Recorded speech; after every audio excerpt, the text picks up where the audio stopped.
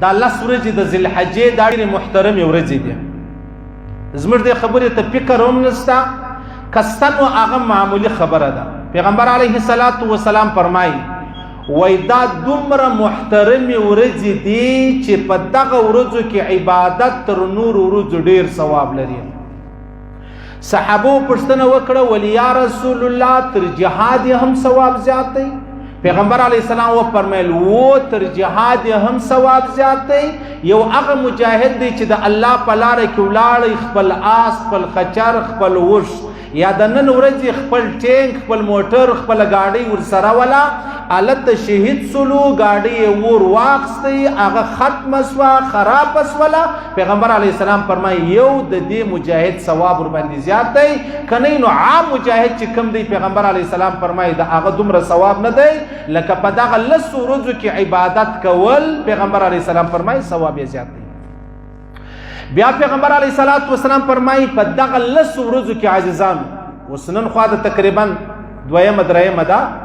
پیغمبر علیه الصلاة والسلام فرمایي چې سړی یو روزه ونسی، پیغمبر علیه الصلاة والسلام فرمایي د یو کال د روزو ثواب الله ودته ورکوي. د ورځې په 10 ورځو کې یو روزه هم دی ونسی، پیغمبر علیه الصلاة والسلام فرمایي د یو کال د روزو ثواب الله ودته ورکوي.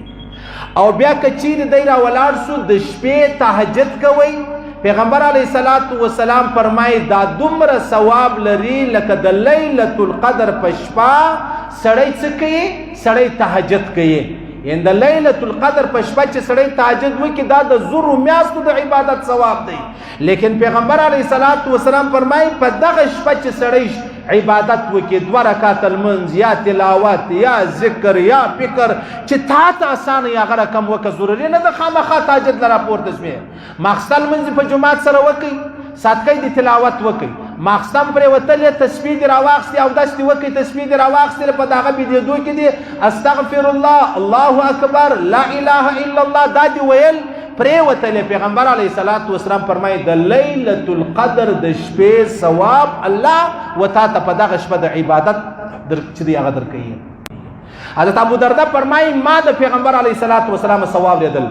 پیغمبر علیه السلام فرمایي ډیر افسوس دی پر هغه چا چې دغه 10 ورځې ور باندې رالې، نه روزه پکې ونیوله، نه استغفار پکې ووایي، نه ذکر و اذکار پکې وکړي، نه د الله و طرف ته متوجه سلو. پیغمبر علیه الصلاة والسلام فرمایي حضرت ابو درده فرمایي ما جنې واورېدل وایي دا سړي باندې افسوس دی د دې 10 ورځو د خوبۍ څخه الله محرومه کړی دی. په دغه 10 ورځو کې چې الله و انسان ته کم کمال ورکوي، په دغه 10 ورځو کې دغه کمال د الله څخه ونه غوښتی. پیغمبر علیه الصلاة والسلام فرمایي افسوس پر داسې چا چې هغه څه کوي، هغه په دغه شپو کې د عباداتو څخه، د روزو څخه، د استغفار څخه، د نورو نیکۍ څه دی چې دی محرومه دی. د الله رسول فرمایي پر دې سړي چې افسوس دی.